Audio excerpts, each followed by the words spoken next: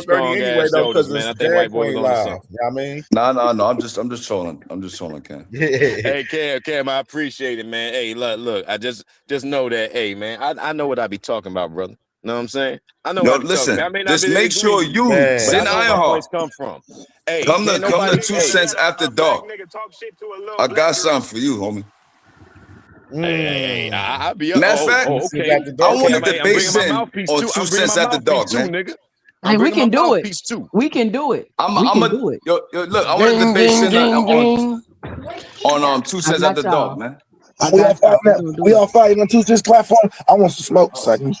I got smoke for all you Trump lovers and all that, man. I got smoke for you niggas.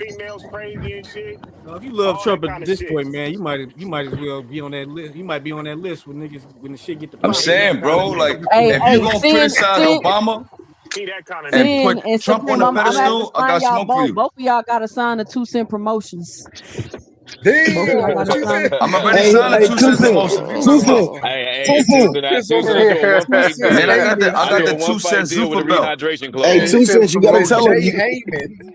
Hey, 2 I cents, do you a gotta one tell fight him. deal with a I rehydration got clause for this the nigga 2 Big cents Supreme. coin, man. The one that But they I'm gave really a this little nigga dude. Fury.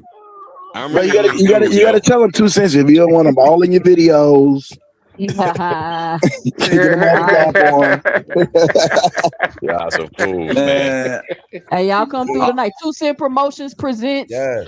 Big Supreme versus Sin Ironheart. Man, I see y'all tonight. 2 cents after dark, 9:30 p.m. Yes. yo, Sin, you First better round be Trump, training, last nigga. round Bush. Hey, nigga, First round I will be don't need Trump, no and training for last y'all round will be on lightweight Bush. ass niggas. All you Man, niggas is shake weights. Fuck you talking about, nigga. I be out here nigga, I'm smoking a shit all day, fluctuate. What nigga. you mean, nigga? I'm like Haney, nigga. I make my own weight class. Hey, cuz, wear funeral Nigga, clothes, we my at nigga. 160. We Wear at funeral 165. clothes, my nigga. Wear funeral clothes to the live because you to be the That only nigga nigga said that's not live casket on shot. Whoa. Ooh. You gonna be the only nigga not alive on it. Oh shit. I'm not gonna lie. Wow. If your talking points is what you got right now, you just might as well jump in the casket, gang. Yo, you seen Jump in your Loaded Lux casket. versus We both Calico? can't fit. We both can't fit. I'm a heavyweight. You seen Loaded Lux versus Calico? Huh? Oh yeah, I'm Lux. I'm fully loaded. I'm What Lux, you talking nigga. about? I'm fully What you loaded. talking Fuck about? you I'm talking Lux, about? nigga. I'm fully loaded, nigga. Fuck you talking about, yo. Nigga said, Bring the funeral clothes. Leave your family nigga at said, home, jump in the brother. casket, nigga. Hey, Cam, I Nigga said, appreciate it, man. Y'all niggas, I'm holla at y'all, yo. My nigga All right, Cam yo. J, you know the We back at it vibes. You know tomorrow, the man. vibes. nigga said, I'm For the Lux, shit. man. We back at it Hey, tomorrow, man. Cam, this the problem with the world though, right there. Niggas ain't never on the same accord.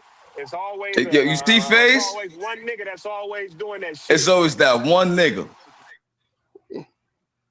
And that happens to be Sin. Nigga can't even stand up. Nigga can't even defend. Nigga can't even defend. Yeah, I ain't gonna lie. The whole live nigga still didn't say nothing. As soon as we mentioned Michelle Obama, this nigga start, yeah, that nigga, fuck that nigga. Yo, Sin, what's wrong with Sin, man? What is this nigga talking about? What is this? What is this supposed to be The about? propaganda machine is wild, dog. This nigga's out here to really hate hold Obama. on, what is he saying right here? He's talking about they about to discount. This nigga's out here to really fuck with Trump and damn Is that a veiled 2 cents this? What the fuck is this? This nigga think he Jay-Z with the subliminal dishes, man. Shoot that nigga too, man. What the fuck is this? Oh, man. Yo, y'all seen Shot this? Man. Yeah, like what the fuck is that? Like the fuck Yes, kind y'all of seen lyric Shot is this? that? Like Say yo, Cam, done him. It shot us. Got them bugs, done them. Motherfucker ain't made it. Hey, Preem, motherfucker ain't made a comment the whole show and then pop out towards the end of the show to throw a shot at sis. What the hell is that, bro? That's some. Hey, These niggas hate women, bro. Motherfuckers ain't saying shit the whole show. He ain't say bro. shit the whole show. That's what your 2 cents is worth. You're not gonna have a penny no more. Like what? Motherfucker, 2 cents got some haters out here. Yeah, they don't like 2 haters cents. on the YouTube streets, man. Supreme, you'll have a nigga bounce out and just say some crazy shit, and then all the niggas will be like, you know what, that's wrong. And it'd be one black nigga to be like, you know what, that was good. He should have said that. Yep. I don't be understanding that type of shit, man. What's going on? Plus, what this dude is a known racist. This nigga, if you follow that same fighter, he's been doing racist shit. He just randomly dissed 2 cents out of nowhere, Dave bro. Chappelle Like, in the that Ku shit Klux was Klan random as episode. fuck. Motherfucker made a comment the whole show, bro. Like that shit be weird, bro. Like, You know them damn. No, we got Yeah, 2 cents trolls didn't up do in the nothing. audience now. I'm trying to figure out why We got everybody mad at Michelle. trolls. Trolls in the chat, yo. Trolls in the chat. All in the But I chat. salute to y'all though. Now listen, Yeah, y'all come to let me 2 get on cents after there, True dark. man. So we that. go tap in with sis, man. She I'm doing gonna her have the thing, man. Zuka belt. I'm gonna defend it against sin. He Damn. going All in the right. dirt. Hey, go get that nigga, Preem. Go get that nigga, man. He Fuck that. going in the dirt in my error voice. Hey, your Earl voice, yeah. I'ma put his ass in the Damn. dirt. All right, Cam. All right, for All sure. right, We back man. here Peace. tomorrow, fellas. All right, y'all. All right, Cam. You already know the vibes, Brody. You already Peace and know. blessings. All right. Shell Moore, Dr. Carpenter, y'all boys coming on when I'm shutting it down, man. I'm about to shut it down now because we're going over to the Jag Queen. We're going to Jag Queen. Yeah, man. Salute to y'all, man. Hey, this was another fucking movie today, man. Y'all know the vibes, man, for sure, man. Appreciate y'all today, man. All the love and support today, man. My dog D Lynch, my brother D1, man. You know what I'm saying? Sponsoring the show today, man, for sure. And we're gonna be back at it tomorrow, man. We're gonna be back at this thing tomorrow, man. Make sure y'all definitely tap into the content we dropping, man, on the channel, man, for sure. We definitely staying active, man, for sure. And we're gonna be back at this thing tomorrow. Everybody go tap in with my sister, Jag Queen Boxing, man. Live right now. Dr. Interview MVP signing Sharetta Metcalf, man, right now, man. So I'm about to go over there and tap in with sis. I'll see y'all tomorrow. Love y'all. It's peace.